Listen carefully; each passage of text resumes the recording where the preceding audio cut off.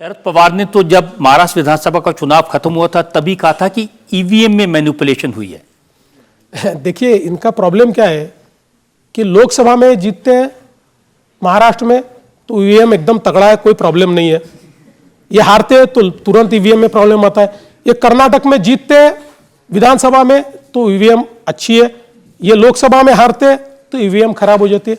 मैंने बताया ईवीएम में प्रॉब्लम नहीं, इनके दिमाग में प्रॉब्लम है। इनके दिमाग की जो चिप है, इनके दिमाग की चिप करप्ट हो गई है, इनके दिमाग की चिप को बदलना पड़ेगा। जो शिवसेना के लोग हैं, उद्धव ठाकरे की शिवसेना, उन्होंने तो ये कहा कि अमित शाह, देवेंद्र फडणवीस और अडानी ने मिलकर इलेक्शन कमीशन को खरीद लिया। देखिए, इतने बौखलाए हुए हैं कि ये कुछ भी कह सकते हैं। मैंने तो ये कहा कि ये तो ये भी कह सकते हैं कि जो महाराष्ट्र के चुनाव में बीजेपी जीती, इन्होंने ट्रम्प से मशीन चेंज करवाई, और ये भी कह सकते हैं, कहने के लिए कुछ भी कह सकते हैं। इलेक्शन पर मैं आपकी बात मान लेता हूं कि ये लोग जो कह रहे हैं शायद वो सच ना हो, ना ईवीएम की बात, ना वोट बढ़ाने की बात। लेकिन ये तो सच है कि जब आपकी सरकार नहीं बन पा रही थी तो आप 80 घंटे के लिए मुख्यमंत्री बने थे और आपने चाचा शरद पवार से भतीजे अजित पवार को चुरा लिया था।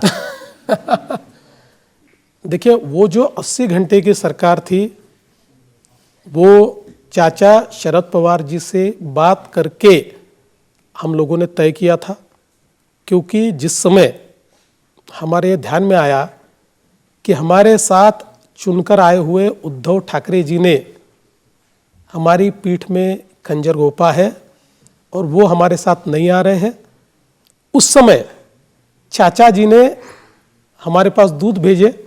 उन दूतों ने ये कहा कि हम आपके साथ आने को तैयार हैं।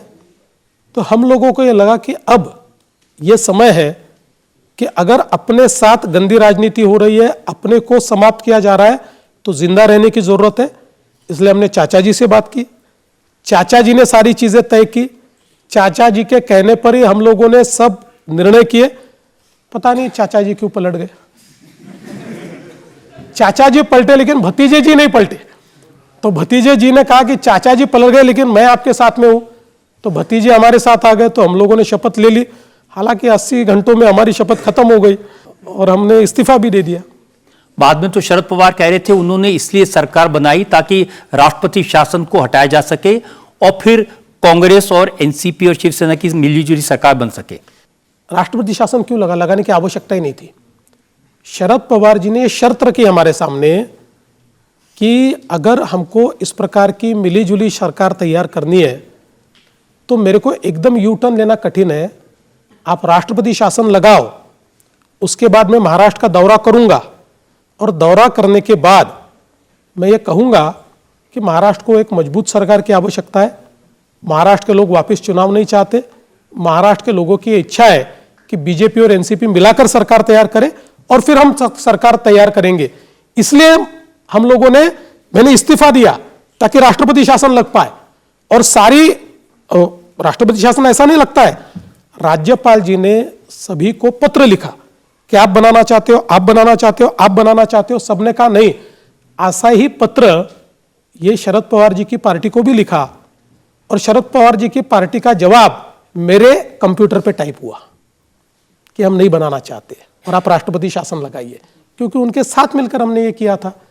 इसलिए राष्ट्रपति शासन जो लगा उनके कहने पर लगा था और उसके बाद वो पता नहीं क्यों बदल गए। उन्होंने बदलने के कारण हम लोगों की सरकार चली गई। देखिए, आप इतने अनुभवी नेता हैं, शरद पवार पर भरोसा कर लिया। वो तो खुद अपने ऊपर भरोसा नहीं करते। नहीं, देखिए क्या है कि कभी कभी ऐसा होता है ना कि आदमी बदलता भी है। तो हमको लगा कि चलिए अब इनसे बातचीत इतनी हो रही है, अच्छी बातचीत हो रही है, तो इसको आगे ले जाए।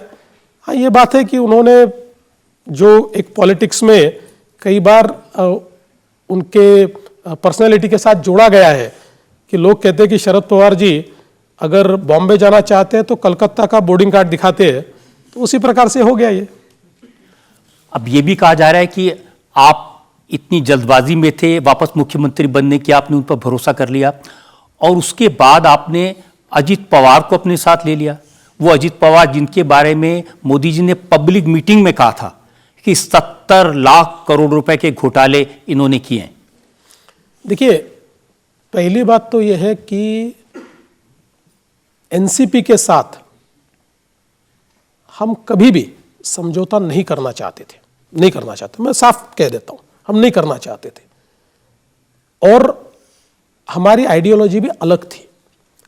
लेकिन राजनीति में एक समय ऐसा आता है जिस समय आपको रेलेवेंट रहना पड़ता है और जब हमने पूरी शिद्दत के साथ शिवसेना को साथ में लेकर, उद्धव जी को साथ में लेकर, उनकी भी पार्टी को चुनकर लाया, अपनी भी पार्टी को चुनकर लाया और कुर्सी के लिए उद्धव जी ने हमारे साथ जिस समय धोखा किया, उस समय हमने यह तय किया कि देखिए, अगर इस प्रकार का अलायंस ये करके हमको इर्रेलेवेंट बनाते हैं तो हमको रेलेवेंट रहना जरूरी है और रेलेवेंट रहने के लिए राजनीति में कभी कभी कॉम्प्रोमाइजेस करने पड़ते हैं और इसलिए हमने कॉम्प्रोमाइज, मैं मानता हूं ये कॉम्प्रोमाइज है, ये हमने किया कॉम्प्रोमाइज।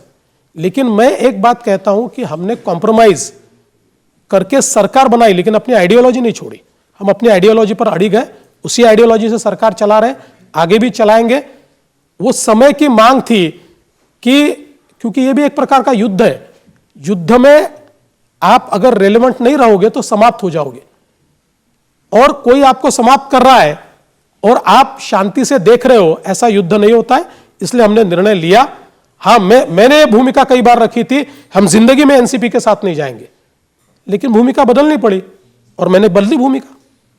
मैं आपकी इस बात के लिए प्रशंसा करूंगा कि आप मान रहे हैं, कोई राजनीति में मानता नहीं कि मैंने समझौता किया था, सब इसके गोलमोल जवाब देते हैं। आपने सीधी सीधी बात कही, लेकिन आप ये भी तो देखेंगे ना कि जिसके खिलाफ ईडी इंक्वायरी कर रही थी, जिसके खिलाफ सीबीआई इंक्वायरी कर रही थी, जिसके खिलाफ इनकम टैक्स की इंक्वायरी हो रही थी, तो ये सारी एजेंसियां गलत साबित हो गई।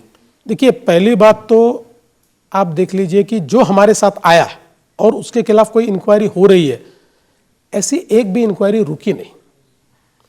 आपने देखा होगा कई लोगों की प्रॉपर्टीज हमारी पार्टी के साथ आने के बाद भी अटैच हुई, तो ऐसा तो नहीं हुआ कि बीजेपी के साथ आए और इंक्वायरी रुक गई। देखिए, मैं एक बात आपको कहता हूं कि मोदी जी की सरकार में भाई है या शत्रु है ये देखा नहीं जाता। एक बार वहां पर जो ठान लिया वो होता ही है।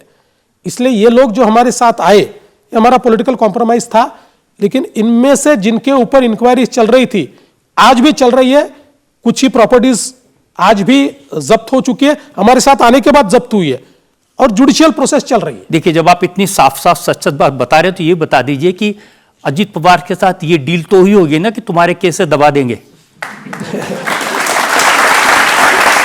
ऐसे कोई क्यों आ जाएगा? मैं आपको, चूंकि आप मेरे जितना ही मोदी जी को जानते हैं, मोदी जी डील करने वालों में से नहीं है और मोदी जी का कोई पार्टी का व्यक्ति डील नहीं कर सकता।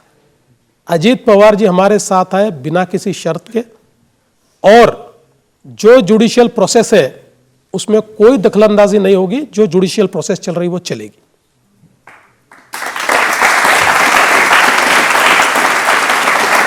तब फिर तो लोग ये कहेंगे कि भाई भारतीय जनता पार्टी तो वॉशिंग मशीन है, इसमें आया धुला साफ सुथरा होके वापस।